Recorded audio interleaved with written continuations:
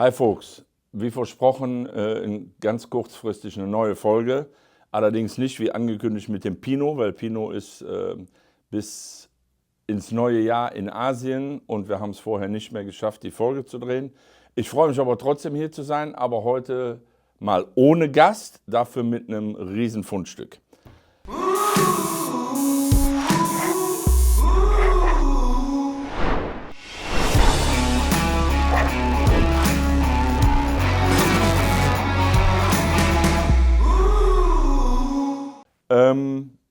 Wir sind umgezogen, wir haben neu gebaut, wir haben Magic Moon auf neue Beine gestellt, habt ihr mitgekriegt. Im Zuge dessen habe ich einen alten Rahmen gefunden, den ich in den 90er Jahren, Ende der 90er Jahre im Studio hängen hatte, und ich schmeiße ja nichts weg, ich bin ja Jäger und Sammler. Und darin enthalten sind Visitenkarten aus einem für Magic Moon ausschlaggebenden Jahr, nämlich 1994. Dazu gleich mehr. Von zwei Conventions, einmal die Convention in München und einmal die Convention in New York, die beide in 1994 stattgefunden haben, wie es dazu gekommen ist. Und zu den einzelnen Visitenkarten, was mir da noch einfällt, würde ich euch gerne mitteilen.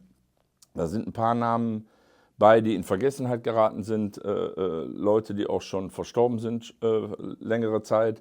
Aber ich würd den Rahmen gerne mal mit euch durchgehen und würde euch bitten, wenn ihr zu den Namen oder zu dem Verbleib oder zu den Studios noch irgendwas an Input habt, lasst es mich wissen, weil ich habe auch nur begrenzt Wissen über die Leute und ich kann euch nur erzählen, welche Erfahrungen ich in den 90er Jahren mit den Menschen gemacht habe. Dann lasst uns mal direkt loslegen. Ich fange mal oben links an mit dem größten Ding hier. Ja? Das ist von Anil Gupta aus New York. Anil hat in den 90er Jahren angefangen, Briefmarken, die Älteren wissen es noch, Briefmarken, große Tätowierungen zu machen. Wie die nach 10 Jahren aussahen, 15 Jahren, wollen wir hier nicht diskutieren. Er hat auf jeden Fall Mona Lisa auf Briefmarkengröße mit Single Needles gemacht. Das war schon atemberaubend, alleine das zu sehen. Und Anil hat sich durch den Medienrummel in den 90er Jahren dermaßen ein breites Spektrum in der Öffentlichkeit geschaffen, sodass er der teuerste Tätowierer der Welt geworden ist, weil alle Promis ihm die Bude eingerannt haben und er nachher bis heute absurde Preise genommen hat. Als Kundschaft Heidi Klum, Seal, Tausende mehr. Aber so ein ganzer Sleeve, der kostet dann auch schon hochstellig, fünfstellig. Und ja, er hat sich die Marke geschaffen und er ist einer der teuersten Tätowierer der Welt geworden. Sein Studio Kaleidoskop, Tattoo in New York. Und macht auch gute Sachen, aber muss jeder selber entscheiden. Daneben haben wir, ich habe ihn gleich zweimal, einmal seine Visitenkarte und einmal seinen Aufkleber von damals. Das war Bugs von Evil from the Needle in London. Bugs hat ja dann Anfang der 2000er, Ende der 90er sogar, ist er komplett nach Amerika ausgewandert, als er diesen kubistischen Stil angefangen hat. Seinen kubistischen Stil, den er bis heute betreibt. Und Bugs war der Owner from Evil from the Needle in London, Camden. Und dieses Studio, eines der traditionsreichsten und ältesten Studios in London, hat 2023 für immer seine Pforten geschlossen. Das ist sehr traurig, aber die haben komplett zugemacht. Und Evil from the Needle in London gibt es nicht mehr, leider. Ja, dann haben wir oben Ronnie Starr, ist aus England, aus Hull North, genau, steht auch noch drauf. Er tätowiert, glaube ich, noch, aber ich glaube nicht mehr in Hull North, weiß ich nicht. Dann hatten wir Andy Bittmann aus Deutschland, tätowiert, glaube ich, auch noch, aber ist halt auch nicht mehr so im Rampenlicht. Ja, Tom Tattoo aus Ancona, Italien. Erotik und Exotic Body and Piercing. Ich glaube, den gibt es nicht mehr in Italien. Habe ich ewig nichts mehr von gehört. Dann hatten wir Body Manipulations, die waren in San Francisco und in Amsterdam. Amsterdam gibt es nicht mehr, das weiß ich. Ob die jetzt noch in San Francisco oder Amerika unter dem Namen arbeiten, weiß ich auch nicht mehr. Two-Face Berlin gab es früher in Berlin Steglitz. Meines Erachtens gibt es das auch nicht mehr oder unter einem anderen Namen, das müsst ihr mir sagen, weiß ich nicht. Jetzt kommen wir zu ein paar Adressen, die für mich persönlich sehr, sehr wichtig waren. Wir haben hier Incredible Tattoo, die sind hier unten, glaube ich, auch nochmal. Hier, Incredible Inc. Und zwar muss ich jetzt eine Brücke schlagen zum Sohne nach München, zu Markus. Tattoo Sohne hat 1994 im Malteser Bierkeller in München eine riesen Convention geschmissen. Da war ich auch eingeladen. Da habe ich Best of Schwarz-Weiß Rücken Female gemacht, den ersten Platz, Riesenpokal. Und bin von Incredible Inc., die neben mir den Stand hatten aus New Jersey, eingeladen worden auf die Elizabeth New York Tattoo Convention 1994, Ende 94. Und auf der Convention Ende 94 in Elizabeth habe ich die Mutter von meinem Junior-Chef Jason kennengelernt. Also ist der Zusammenhang zwischen Sohne München, Incredible Inc., Amerika für mich sehr, sehr wegweisend gewesen. Da habe ich auch Paul Booth näher kennengelernt, der mir dann in seinem Last Rites, als Tätowieren in New York noch verboten war, 96 den kompletten Oberschenkel gemacht habe. Die Story habe ich in früheren Sendungen ja schon mal. Ich wiederhole noch mal kurz. Nach 5,5 Stunden hatte ich die Pappe auf und konnte nicht mehr. Habe ich ihm auch mitgeteilt und er hat dann gesagt, Junge, du bist Tätowierer, ich brauche nur noch eine halbe Stunde, alles gut. Ich sage, okay, eine halbe Stunde halte ich noch aus und er hat noch 6 Stunden gebraucht. Ja? Also wir haben 11 Stunden an dem Oberschenkel gesessen und ich konnte danach auch nicht mehr laufen. Das war Paul. Das war auch sein Humor, den hat er bis heute noch. Harte Sitzung. Ja, und auf der Convention, wo ich die Mutter von Jason kennengelernt habe, habe ich zwischen Paul Booth und Bugs gesessen und habe gedacht, du kannst gar nichts, ich bin ein Wurm, ich bin ein Wurm. So habe ich da gesessen.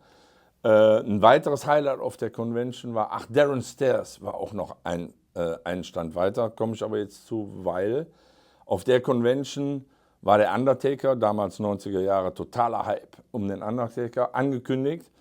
Und irgendwann kam auch einer rein, völlig durch Zufall, the Undertaker is coming, the Undertaker is coming. Der war natürlich von der Crew, ne, vom Undertaker. Alles rannte raus und dann fuhr der Amerika halt, ne, mit so einem violetten Van vor, auf dem Beifahrersitz ein Kerzenleuchter, mit 5 brennenden Kerzen drauf, oben alles beleuchtete Schädel drauf. Der mit seinem Hut, also voll wie vor dem Ring die Show, steigt halt aus, hinten der Van geht auf, 4 Security-Leute raus, Riesenshow. Aber damals war ich natürlich auch, ja. Und ja, dann kam der rein und der wollte halt eine Lücke gefüllt haben auf dem Unterarm. Stand dann auch lange beim Darren Stairs, aber Darren war am Tätowieren ohne Ende und kam dann zu mir und sah dann Deutschland und ob ich Zeit hätte für so einen kleinen Schädel da. Nee, so einen grünen Dämon war das, kein Schädel. Und ja, dann gab der mir die Hand und ich habe dem die Hand gegeben, ich kam mir vor wie ein Hähnchen. Der hat Hände, Leute, das könnt ihr euch gar nicht vorstellen. Ne? So, und am Anfang habe ich halt nur Scheiße gestammelt, weil mein Englisch damals auch noch nicht so perfekt war. Aber im Laufe der Session dann habe ich ihn dann halt auch mal gefragt, warum er wäre ja 3,50 Meter groß und hätte Hände wie Pfannen, warum er Security-Leute braucht. Ne? Das war mir völlig unverständlich. Und dann sagt er, ja, das ist fucking America.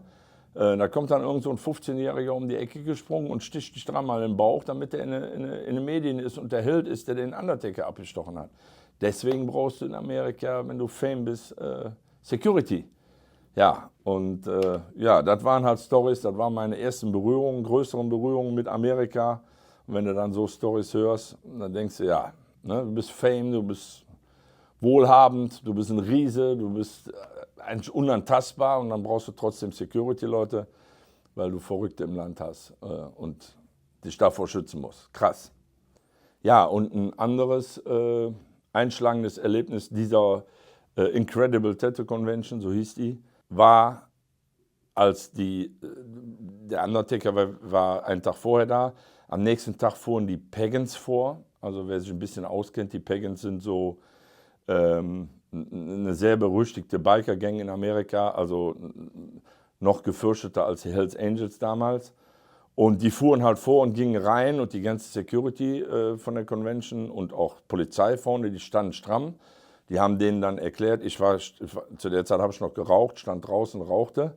Ich wusste gar nicht, was losging da und wer die waren. Die kamen mit Pickups vorgefahren, die standen hinten drauf, die hatten alle so lange schwarze Ledermäntel an, kaum Zähne, Gesichtstattoos schon in den 90ern, sprangen da runter, sagten zu den Bullen, sie suchen jemand, es passiert hier nichts, die gucken nur, ob der da ist, wenn der da ist, nehmen die ihn mit und wenn nicht, verschwinden die wieder.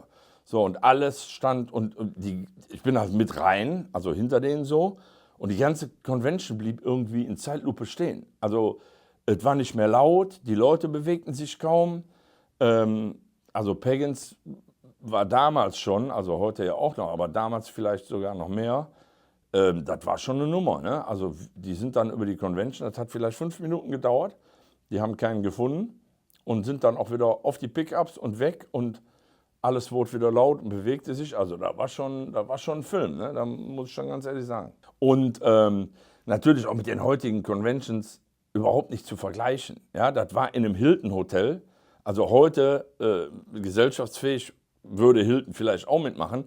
In den 90er Jahren hättest du ja mal in einem deutschen Hilton fragen können, ob du da eine Tattoo-Convention machst. Die hätten dich rausgetragen. Und das war in Amerika so. Und dann war das auch so, dass die ganzen Trade-Stände nicht auf der Convention waren, sondern da war nur Tätowieren.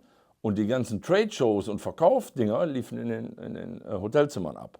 Ja? Also da haben sich Leute immer Hotelzimmer 2 nebeneinander mit Verbindungstür gebucht. In dem einen war dann Verkaufsshow, also SM-Klamotten, Sexspielzeuge, bla bla bla. Ich war in vielen Zimmern, glaubt mir. Und Verkäufe von Klamotten, ausgefallene Klamotten, Schmuck und. Und abends wurde dann die Tür zugemacht und dann wurde da übernachtet und am nächsten Tag eröffnete wieder der Shop im Hotelzimmer. Der Veranstalter wusste das auch, war auch okay, die Hoteliers wussten das auch. Und dann wurden die Visitenkarten verteilt, da stand dann die Zimmernummer drauf und dann liefst du durch das ganze Hotel auf ein Zimmer und konntest dir aussuchen, wo du reingehen wolltest. Ne? Hier völlig undenkbar. Ne? Aber das war 1994 in Amerika schon so. Ne? Wirklich krass. Dann habe ich hier Luke Atkinson is Red Tattoo. Mit Luke habe ich vor 2 Monaten noch auf der Aachen Convention gesprochen, über alte Zeiten, natürlich auch ein absolutes Phänomen, der Mann. Checker Demon Tattoo in Stuttgart gibt es schon, ich weiß nicht, viel, viel länger als Magic Moon. Ja? Ich glaube Anfang der 80er sogar. Luke ist bekannt für absolut geniale japanische Tätowierungen und auch andere Stile, aber für absolut sauberes Tätowieren. Und wir haben in Aachen zusammengestanden und haben überlegt, was eigentlich aus dem Junk Food Johnny, ja, jetzt lachen die Leute, die ihn nicht kennen, lachen über den Namen, aber der hieß tatsächlich Junk Food Johnny oder heißt, wir wissen beide nicht, was aus Junk Food Johnny geworden ist. Und das würden wir gerne wissen von euch. Weiß einer was über den Junk Food Johnny? Wo der ab Ende der 90er weiß ich nichts mehr. Und vielleicht ist der auch schon nicht mehr. Dann, keine Ahnung, auf jeden Fall möchte ich nochmal in Erinnerung rufen, das war ein sehr lustiger Holländer, fast immer dicht.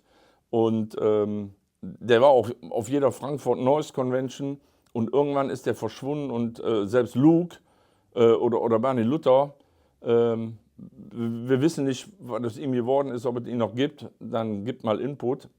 So, jetzt nochmal spontan direkt einen Nachtrag. Ich habe ja hier, als ich mit Bernie Luther und Luke Atkinson dran war, nach Junk Food Johnny gefragt, was daraus geworden ist. Wir haben danach direkt mal geguckt. Der Johnny hat bis letztes Jahr hat er sein Studio Junk Food Johnny Tattoo noch aufgehabt. Der hat im März letztes Jahr dauerhaft geschlossen.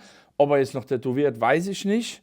Helft mir, aber oder wohlverdiente Rente, weil ich glaube, ich ist auch ein paar Jahre älter noch als ich oder zumindest so alt wie ich.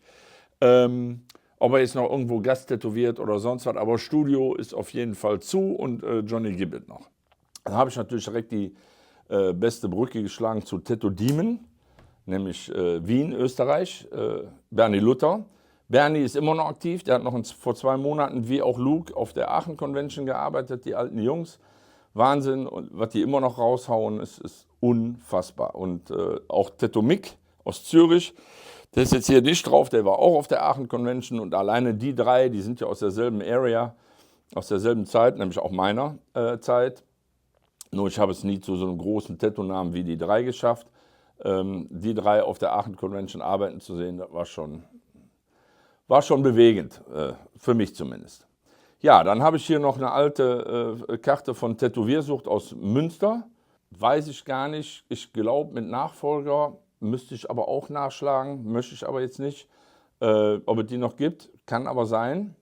Ja, dann Mike Sidero, Rebel Image Tattoo, gibt es, glaube ich, immer noch. Ja, Mike Sidero tätowiert noch, der macht aber auch die Middlewood Convention in New Jersey, immer noch. Oder sein Nachfolger schon, also sein Sohn, ich weiß es nicht. Aber er macht auf jeden Fall noch Conventions.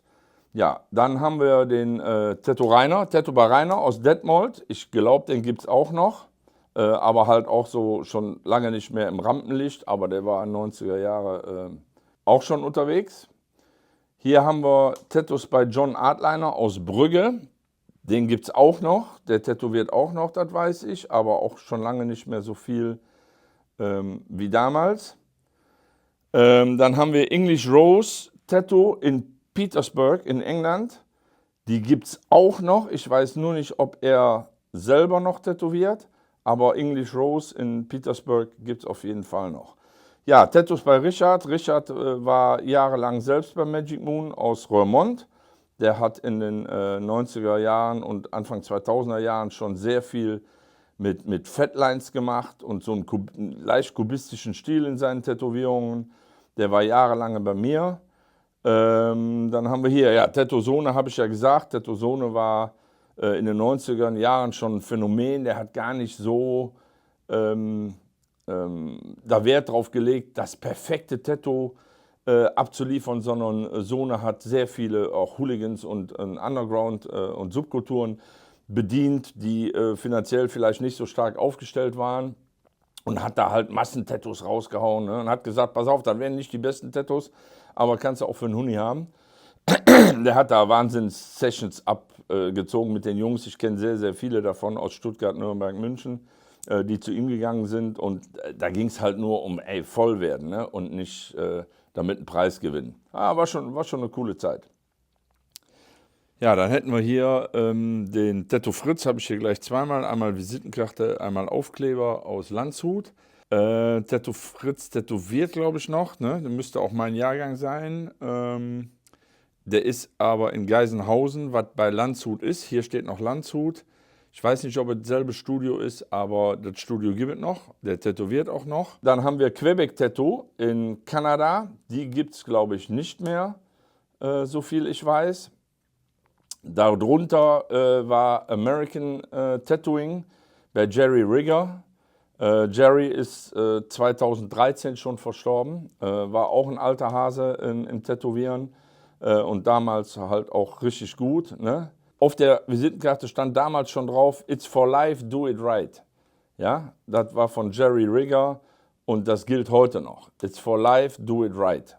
Gott hat ihn gnädig, seit 2013 leider verstorben. Dann haben wir hier Totem Tattoo aus Kanada, haben wir hier.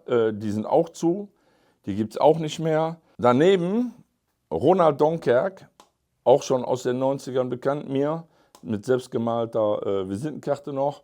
Ronald Donkerk tätowiert noch in Holland. Frag mich jetzt wo, weiß ich nicht. Ronald, nee, weiß ich nicht. Aber ich weiß, dass er noch tätowiert. Dann daneben haben wir Rocky und Bamboo.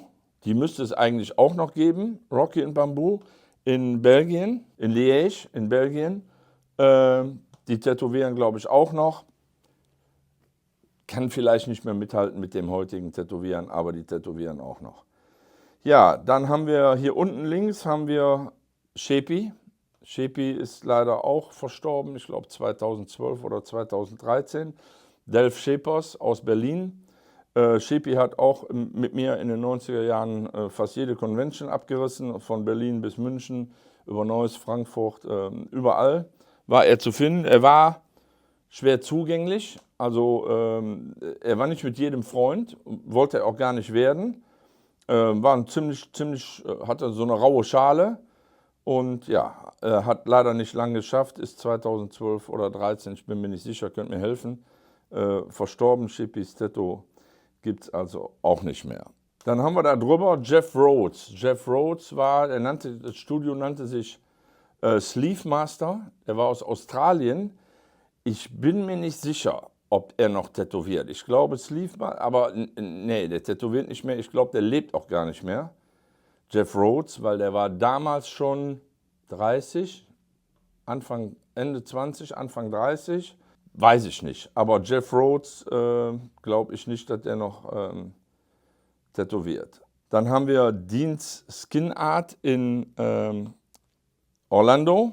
Dean's Skin Art ist seit März 2020 geschlossen, aber Dean, so viel ich weiß, tätowiert noch, ja, aber nicht mehr im Dean's Skin Art Studio. Ja, was haben wir noch? Incredible Tattoo, das ist das, was ich eben gesucht habe, die Carrie und Christine. Das sind die mich eingeladen haben aus München, als sie gesehen haben, dass ich so einen Pokal mit an den Stand gebracht habe. Und auf der Convention habe ich dann die Mutter von Jason kennengelernt. Ja, dann haben wir hier unten noch Prestige Tattoo Alain und Elise, die mit dem heutigen Feinline und Realistik bestimmt nicht mehr mithalten können. Beide, ich glaube, beide noch tätowieren oder nur sie, weiß ich nicht, aber die haben in den 90er Jahren schon Feinline-Tätowierungen rausgehauen. Da hat man sich schon auf den Arsch gelegt, in den 90ern. Ne? Heute legt man sich wahrscheinlich auch noch auf den Arsch, aber aus anderen Gründen. Natürlich ist da die Zeit auch nicht stehen geblieben, die haben auch ihren Stil nicht wahnsinnig weiter nach vorne getrieben, aber was die in den 90er Jahren schon rausgehauen haben, das war schon erstaunlich. Ja, darunter haben wir Skin-Crawler Tattoo aus Florenz in Italien. Das gibt es nicht mehr, das ist zu, so viel ich weiß. Darüber Tattoo-Studio Tatuazu, Bulldog Tattoo aus Polen. Die habe ich damals kennengelernt. Die waren vielleicht noch 3-4 Jahre am Markt und danach war da auch zu. Dann haben wir hier Tattooland mit Jack Mike, Creeper Danny und Dick. In den 90er Jahren Tattooland, in Anaheim, Kalifornien. Den Laden gibt es, glaube ich, noch. Wer von den drei da noch tätowiert, keine Ahnung. Ob da einer von verstorben ist, weiß ich auch nicht. Aber ich meine, den Laden auf jeden Fall noch zu kennen. Ja, das wäre es eigentlich schon, was den Rahmen betrifft. Der ist für mich natürlich sehr, sehr vergangenheitsträchtig. Nicht nur, weil ich viele von den Leuten kannte oder kenne, sondern weil 94 das ausschlaggebende Jahr für meine Familie und meine Zukunft war. Wie gesagt, die Mutter von Jason kennengelernt durch die Sachen, die in 94 passiert sind. Und jetzt sitzen wir hier 31 Jahre später und mir fällt der Rahmen in die Finger. Und da bin ich mal wieder froh, dass ich nichts weggeschmissen habe und meine Familie mir immer sagt, du musst dich auch von Sachen trennen. Nee, muss man nicht. Also zumindest in dem Fall nicht. Ja? Da bin ich froh, dass ich den aufbehalten habe. Den werde ich auch nicht aufmachen und die Visitenkarten rausnehmen. Den werde ich so behalten, wie er ist. Und ich bin mir sicher, einige von euch haben auch solche Sammlungen. Dann rückt einfach mal raus damit und auch mit den Stories. Vielleicht kann ich die dann hier auch mal mit einbinden und wir halt nicht nur über schlechte Sachen in der Tattoo-Szene sprechen müssen, sondern auch über glorreiche Vergangenheiten und gute Zeiten. Wobei ich nicht sage, die Zeit ist schlecht. Natürlich doch, ja, die Tattoo-Szene hat gerade eine, ich glaube, die schlimmste Zeit in den letzten 30, 40 Jahren durchzustehen. Tätowieren wird nicht verschwinden, aber hat sich so verändert und ist so groß geworden, dass die Mystik drumherum verloren gegangen ist. Und wir werden sehen, wo es hingeht. Aber die alten Geschichten dürfen nicht sterben. Legenden waren Legenden, Legenden sind immer noch Legenden. Und wer weiß, was die Tattoo-Szene, ob die solche Leute nochmal hervorbringen wird. Also wenn ihr solche Sachen habt, zu den Stories hier oder halt auch eigene Sammlungen habt, schickt mir ein Foto mit dem Bild, schickt mir die Story dazu, steht dafür gerade, dass die Story auch stimmt und ich werde das eine oder andere hier einbauen. Wer weiß, vielleicht habe ich ja zur Euro-Story auch meinen Teil der Story, weil ich ja doch viel unterwegs war in der Welt und auf vielen Conventions und auch lange genug dabei bin, um die alten Jungs alle zu kennen. Luke, if you watch this, hey, it was very nice to speak to you in Aachen. And I just asked if somebody knows what happened to Johnny Junk Food. So maybe we can find. And if Paul will see that, Paul, hello, thank you for your leg. And I kick your ass still that you only need 30 minutes instead of 6 hours, to be honest. Okay, ja, dann euch eine gute Zeit. Ich denke, dass ich Olaf kontaktieren werde, dass wir den Podcast mit Olaf vorziehen werden. Und dann Anfang des Jahres werde ich mit Pino wieder am Start sein. 2 gute Jungs, ich hoffe sehr, sehr gute Gesprächspartner. Nein, ich weiß, sehr gute Gesprächspartner. Und bis dahin, bleibt gesund und it's for life, do it right.